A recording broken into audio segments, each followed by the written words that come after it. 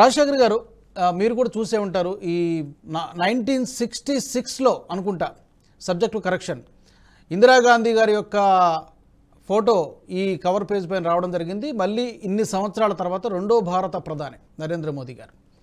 So చాలా అంశాల గురించి, చాలా దాదాపుగా 90 నిమిషాల పాటు జరిగినటువంటి ఇంటర్వ్యూలో చాలా అంశాల గురించి వారు ప్రస్తావించారు. డెఫినెట్గా రాబోయే ఎన్నికల్లో అంటే ఒక క్లియర్ కట్ మెసేజ్ అనేది ప్రధాని మోదీ ఇవ్వడం జరిగింది, ముఖ్యంగా వెస్టర్న్ మీడియాకి ఈ యొక్క పత్రిక ద్వారా. మీ అబ్జర్వేషన్ ఏంటి?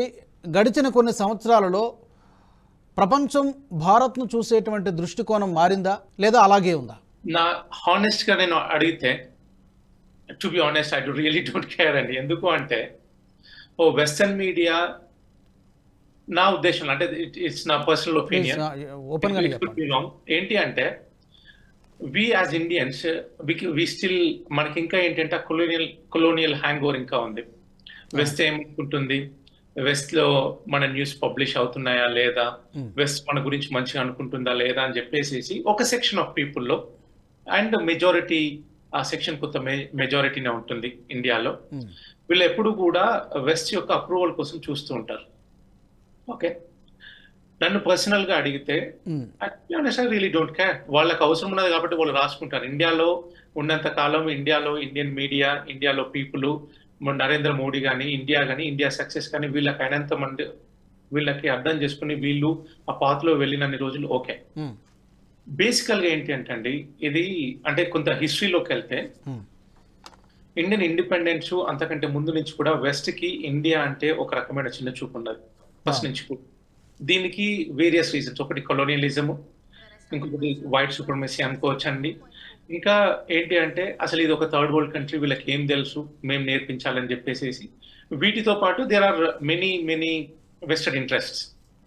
అది అటు రిలీజియన్ వైపే అనుకోండి, ఇటు హ్యూమన్ రిసోర్సెస్ పైనే అనుకోండి, లేదంటే ఇండియన్ రిసోర్సెస్ పైనే అనుకోండి. ఇట్లాంటివి వేరియస్ థింగ్స్ ని ఇండియా పైన కంట్రోల్ కోసము మీడియా, ఎన్జిఓస్ అండ్ కొన్ని వెస్టర్న్ ఇంట్రెస్ట్ ఉన్న థింక్ ట్యాంక్స్, కొంతమంది పీపుల్ ఆల్వేస్ ఇండియాని తక్కువ చేసి చూపడము, ఇండియాని తక్కువ పబ్లిష్ చేయడము, రాయడం, ఇండియా గురించి తక్కువ మాట్లాడడం అనేది సర్వసాధారణం అయిపోయింది. వక్రీకరించి రాయడం కానీ, సివిలైజేషన్ తెలియదని మాట్లాడడం కానీ, ఇవన్నీ మీరు ఎనీ విషయం తీసుకోండి. మీరు అసలు మనము ఎక్కడ మార్స్, మన దగ్గర ఇస్రో మార్స్ కి పంపించిన రోజు అనుకుంటా, చంద్రయాన్కి, what was the cartoon in New York Times? ఏదో వాళ్ళందరూ లోపల క్లబ్ లో కూర్చుంటే ఆవును పట్టుకుని ఇండియా ఒక మనిషి వెళ్ళేసేసి డోర్ కొడుతున్నట్టుగా ఒక కార్టూన్ వేశారు, మీకు గుర్తు, ఇఫ్ యూ రిమెంబర్డ్ ఇట్. అంటే India any achievement, India anything good చూస్, ఎనీథింగ్ సక్సెస్ఫుల్ ఉంటే వెస్టర్న్ లో కొంత సెక్షన్ ఆఫ్ పీపుల్ కి అస్సలు నచ్చదు. ఏంటి అంటే how could India do this, మా హెల్ప్ లేకుండా, మేము చెప్పకుండా వీళ్ళు ఎలా చేయగలుగుతారు? అంటే ఎదుగుదలను చూసి వారవలేకపోతున్నటువంటి వైనం 100%. దీంట్లో ఎటువంటి డౌట్ లేదు. ఇండియా సక్సెస్ ని I'm not exaggerating, 80 to 90% of the west won't digest it. వాళ్ళకి అసలు డైజెస్ట్ అవ్వదు. అసలు ఎలా చేస్తుంది ఇట్లా అసలు ఇండియా ఎలా చేస్తుంది? మా హెల్ప్ లేకుండా, మేము చెప్పకుండా వీళ్ళు చేయలేరు, వీళ్ళు ఇది చేసినా కూడా ఇది తప్పే. అసలు first thing, 90% of the western people కి అసలు ఇండియా అర్థం కాదండి. ఇండియా అర్థం కాదు, ఇండియాలో జనాలు అర్థం కాదు, ఇండియా ఫుడ్ అర్థం కాదు, ఇండియాలో అసలు దే కాంట్ ఈవెన్ అండర్స్టాండ్. అంటే I'm saying this words very categorically. And నేను ఎందుకంటే వెస్ట్ లో ఒక 15 సంవత్సరాలు ఉన్నా కాబట్టి చెప్తున్నాను, వాళ్ళకి ఇండియా అసలు అర్థం కాదు. ఎంతసేపు వాళ్ళు ఇండియాని వెస్టర్న్ లెన్స్ తోనే చూస్తారు. అంటే వాళ్ళ లైఫ్ స్టైల్ ఎలా ఉంటుందో దాన్ని ఇండియా త్రూ చూడడానికి ట్రై చేస్తారు. వాళ్ళు ట్రాఫిక్ ఎలా నడుపుతారో వాళ్ళ చూసే విధానాన్ని బట్టి ఇండియన్ ట్రాఫిక్ విధానాన్ని చూస్తారు. వాళ్ళు తినే విధానాన్ని బట్టి ఇండియన్ యొక్క డైటరీ సిస్టమ్ చూస్తారు. వాళ్ళ ఎడ్యుకేషన్ ని ఎలా ఉన్నారో చూసి. But India is a different country అండి. ఇక్కడ పీపుల్ డిఫరెంట్, ఇక్కడ ఆస్పిరేషన్స్ డిఫరెంట్, ఇక్కడ కల్చర్ డిఫరెంట్, ఇక్కడ ప్రతి ఒక్కటి డిఫరెంట్. ఆ సుప్రమసీ చూపించడానికి ప్రయత్నం చేస్తారు. అన్ఫార్చునేట్లీ ఏంటంటే భారత్లో కూడా, మన దేశంలో కూడా చాలా మంది they look up to them. I'm coming to that point. ఇది వెస్టర్న్ నుంచి. ఇంకా మళ్ళీ ఇక్కడ మన దగ్గర కూడా చాలా మంది, నేను అన్నాను కదా, వాళ్ళ మెప్పు కోసం పొందేటోళ్ళు ఇక్కడ మన దగ్గర మెజారిటీ పీపుల్ ఉన్నారు. అన్ఫార్చునేట్లీ వాళ్ళు ఏంటి అంటే వెస్టర్న్ వాళ్ళు వాడు చెప్తేనే కరెక్ట్, వాడిలాగా కట్లరీ యూజ్ చేస్తేనే కరెక్ట్, వాడు తిన్న ఫుడ్ తింటేనే కరెక్ట్, వాడు చేసే విధానాల ప్రకారం మనం చేస్తేనే కరెక్ట్. దానికోసం అని చెప్పేసి అన్ఫార్చునేట్లీ వెస్టర్న్ మీడియాలో వచ్చే 80 to 90% ఆఫ్ ద న్యూస్ లో ఆథర్స్ ఎవరో కదండి, ఇండియాలో ఉన్న జర్నలిస్టులే, ఇండియా నుంచి రాసే వాళ్ళే చాలా మంది. మన వాళ్ళే మనల్ని తక్కువ చేసి చూపడంలో అసలు సుప్రసిద్ధులు. ఇంకా దరిద్రం ఏంటి అంటే ఇండియన్ వెస్టర్న్ థింక్ ట్యాంక్స్ లో కానీ వెస్టర్న్ యూనివర్సిటీస్ లో కానీ ఇండియా గురించి తప్పుగా పేపర్లు పబ్లిష్ చేసేది most of the people are Indians. అసలు ఒక్కొక్కసారి అకాడమియా సెక్షన్ ని చూస్తే అసలు నవ్వాలా ఏడవాలా అర్థం కాదు.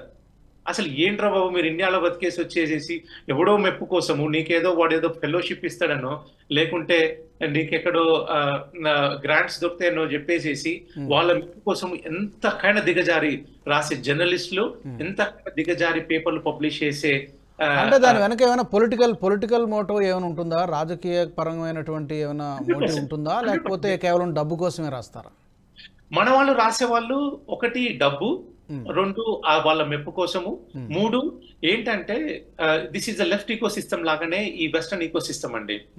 నీకు వాళ్ళ ప్రొఫెసర్ తోటి మెప్పు పొందో, లేకుంటే ఇప్పుడు జార్జ్ సోరోస్ లాంటి కొంత ఆర్గనైజేషన్స్ ఉన్నాయి.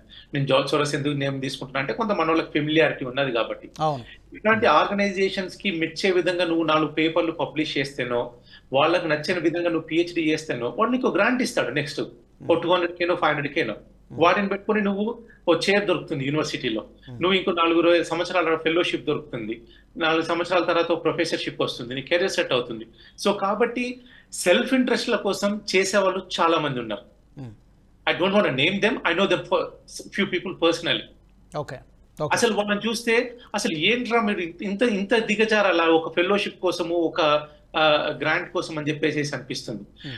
ఇండియాలో నేను అట్లా అని చెప్పేసి ఇండియాలో ప్రాబ్లమ్స్ లేవని నేను చెప్పట్లేదు. We have our own problems. ఆ ప్రాబ్లమ్ ని ఇండియన్ కాంటెక్స్ట్ లో ఆ ప్రాబ్లమ్ ని ప్రజెంట్ చేయండి, తప్పులేదు.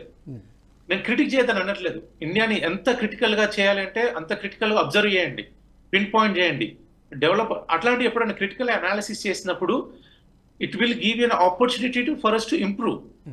అంతే కదా.